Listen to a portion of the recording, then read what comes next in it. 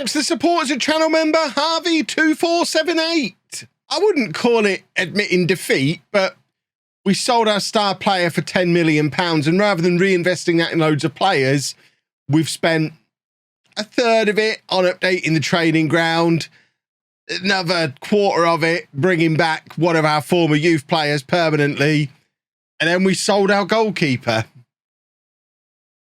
Like I say, I wouldn't call it admitting defeat as such. We're just being realistic about the season.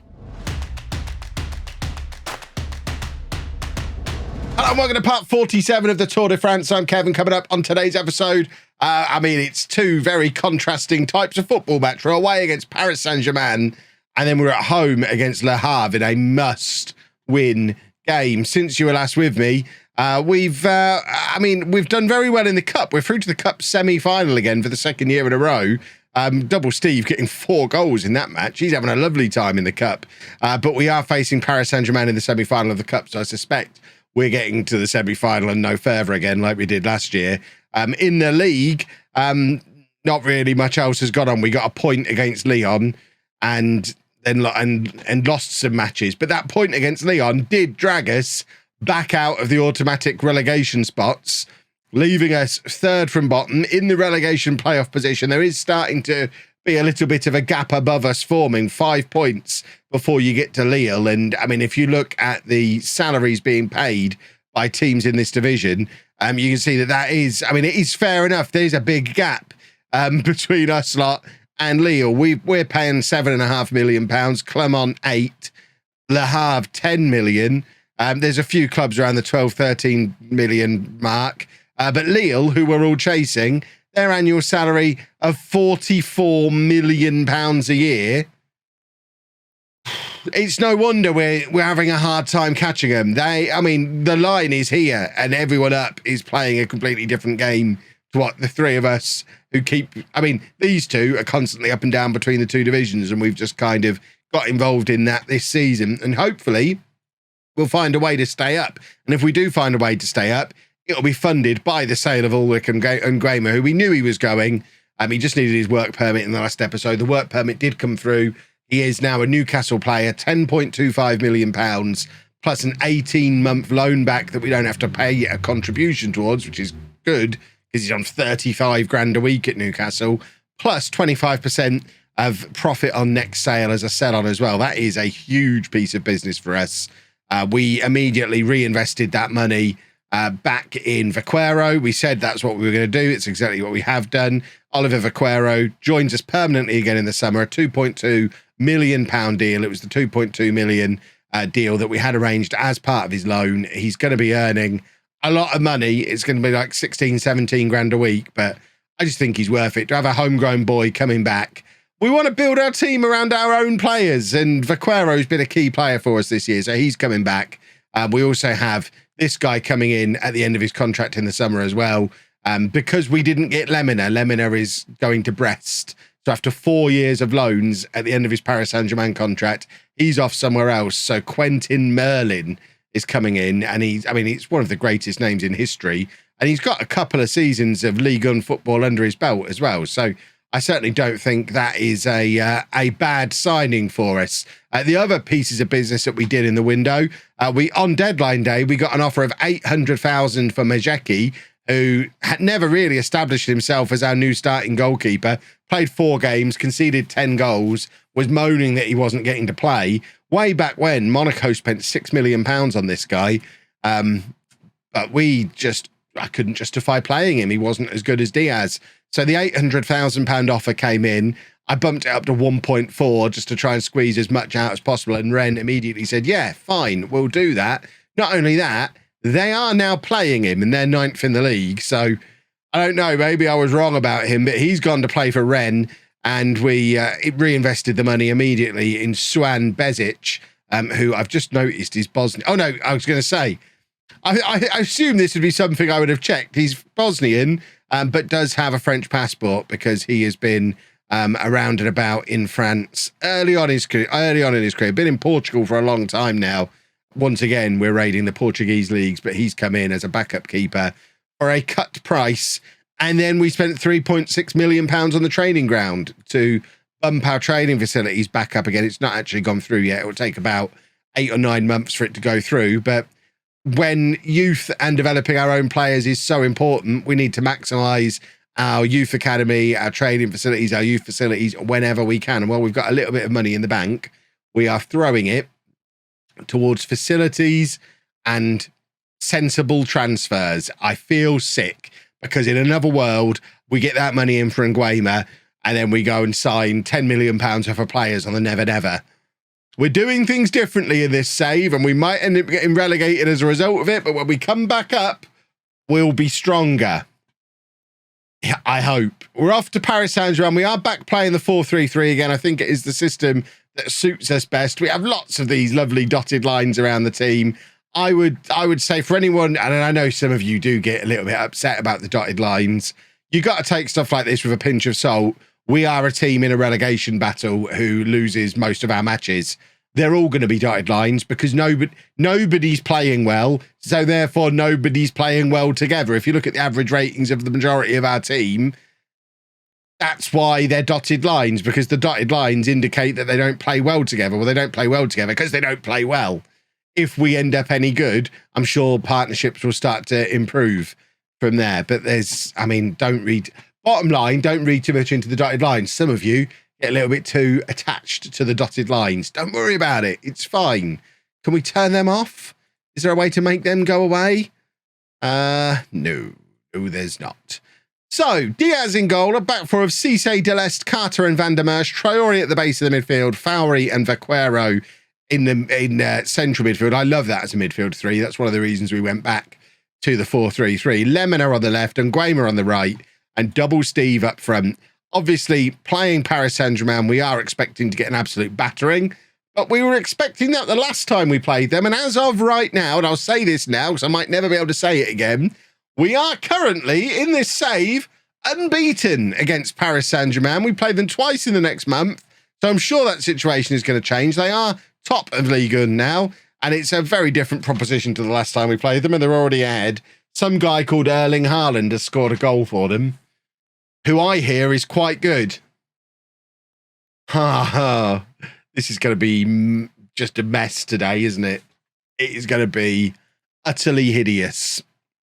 I can already hear the comments now. Kev, why have you gone away with Paris Saint-Germain on a positive mentality? That's how you get the best out of your players in Football Manager. If you're playing a counter-attacking mentality in Football Manager, you are clipping the wings of your players. Positive as a minimum, attacking if you're chasing the game. It's all you need to do. And we'll lose. We're going to lose today, whatever mentality we did. I was never going to come here and defend because I'm not a boring man. Not that I'm saying anyone who would do that is boring. But, you know, I'm certainly not boring, therefore not going to come here and defend. Fowry, with some nice little possession in midfield, gives it to Vaquero.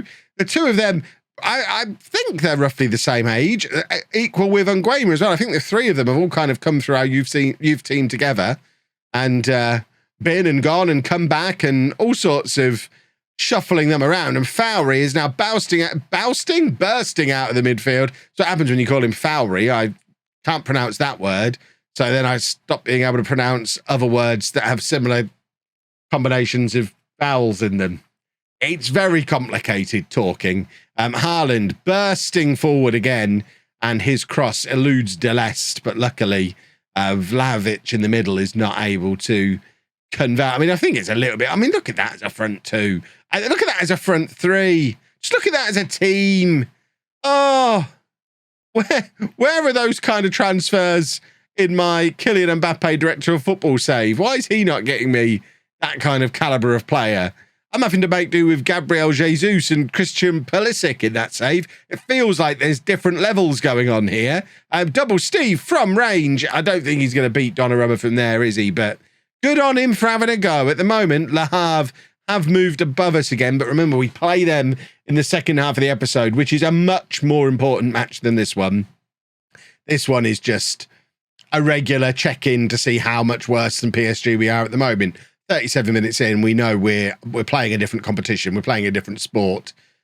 There's just the differing amounts of money. Erling Haaland earns more in a week than our squad earns in a year. I mean, that's not strictly true, but it feels like, I mean, I would suggest Erling Haaland is probably earning double at what our entire squad earns over the course of a week. So the disparate, I can never, what word am I looking for there? I struggled with this the other day. The discrepancy, no. The disparance, no. Just stop trying. Nguema. Look at that. Who needs Erling Haaland? We've got Newcastle's favourite son on the right-hand side, nodding it in at the far post. And just like we did earlier in the season, we are giving Paris Saint Germain a little bit of a scare here. They couldn't beat us at our place, and it's now 1-1 at their place. Imagine if we're able to get a result again against Paris Saint Germain. That would be absolute nuttiness. Yes, nuttiness. I was distracted there because I noticed how many points Le Havre have. They must actually be winning in their game, which really does pile the pressure on for the match coming up against them in a minute. I still am expecting to lose this one. It's fun to be a little bit competitive. I don't really care what goes on here. I would like to see Le Havre go behind in their game and then us beat them in the second half of the episode, please and thank you. Van der Merch now playing it forward to Nguema and back to Van der Merch again. Imagine if we were able to grab another goal. What a wonderful thing it would be. Diaz lumping it forward, looking for double Steve, who's got under it and nods it down to Lemina. Lemina, of course, the PSG youth player who never managed to make the breakthrough, came on loan here for 4 years and then did the dirty on us, but we still have to play him because we don't have anybody better. The other option on that left-hand side is Tutu or Barcola, neither of which have given any indication that they're up to playing at this level. Lemina, on the other hand, has had his best season of his career for us this year, playing in the top flight. It's very odd. He's always struggled for a place in the second tier. Clearly just wanted to be playing against better quality opposition. It makes no sense. I don't understand it. But yeah, he's having quite a good season out there on the left-hand side. Right, I did want to check in on Le Havre, but every time I try and look, my word, what is Cisse thinking there?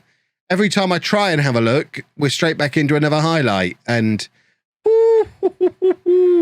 it's still 2-1, right? Le Havre 1-0 up over Nantes. So what we really need is them to grab an equaliser if they could, please. Lille are 2-0 up and trying to pull themselves out of trouble. In fact, I've just noticed Nantes are actually the team who have now dropped below Lille. So I am wondering, might actually be best for us in the grand scheme of things if Le Havre do beat them, as long as we then go and beat them. We want the teams above us to be dragged back into the mix. You shouldn't get sent off for kicking Haaland. No, good, he didn't.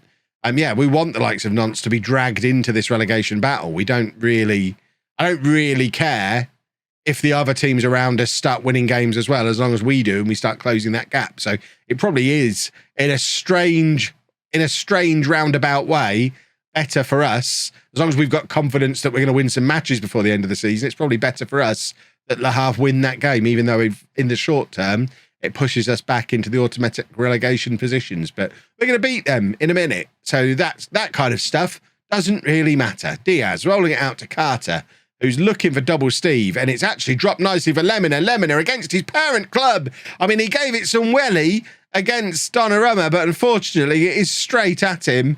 Goes out for a corner. It's going to be Lemina to take it. We are still only 1 goal behind. We have been competitive in this match, and Haaland is back there defending, getting to the ball ahead of double Steve, but Nguema and Fowry are trying to keep this attack going. It's back with Van der Merch, and it just kind of peters out, and it's a free kick now for PSG. They've got the ball over the top. They're in behind here. It should be 3. Delest clears. Delest, also PSG youngster. He's obviously been with us a long time now, but originally was signed on a free transfer from Paris Saint Germain. He'll have enjoyed that goal line clearance against the team that decided he wasn't good enough. And now he finds himself, of course, back in the top flight. We've got some tired legs out here, so we are going to make some changes.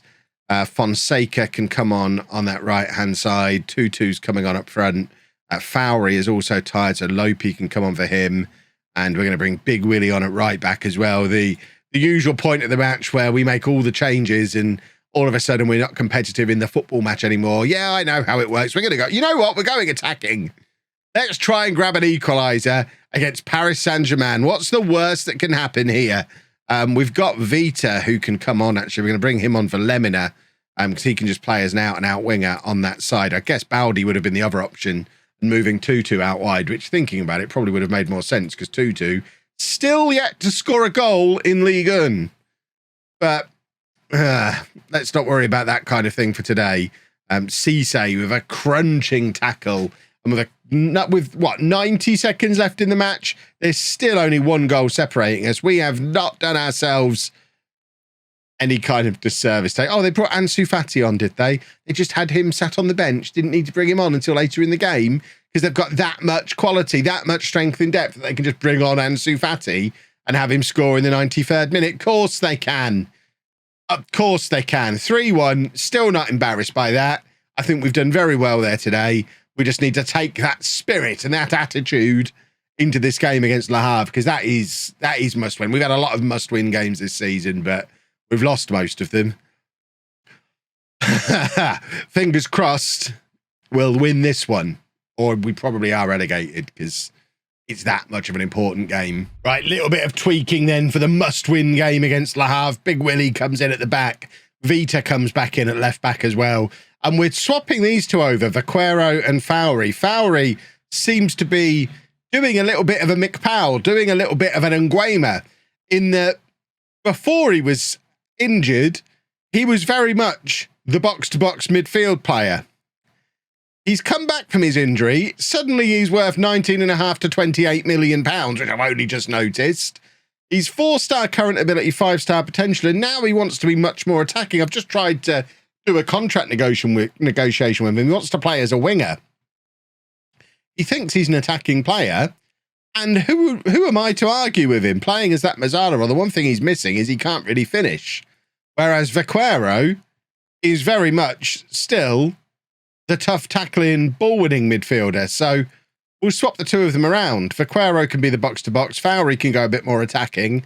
And maybe, long-term, Fowry ends up over here on that right wing, taking over from Nguema when he moves on. Maybe we should even be making that swap now and have Fowry out there as an out-and-out winger and Nguema playing centrally and trying to pull the strings from in there. Perhaps that's probably not something to experiment with in the middle of a relegation battle, but if we get relegated, or regardless, I guess, next season, that might be something to experiment with and really develop Nguema into an excellent Mezzala for Newcastle, because love developing players for other people. It's great. But enough of future stuff and development stuff now.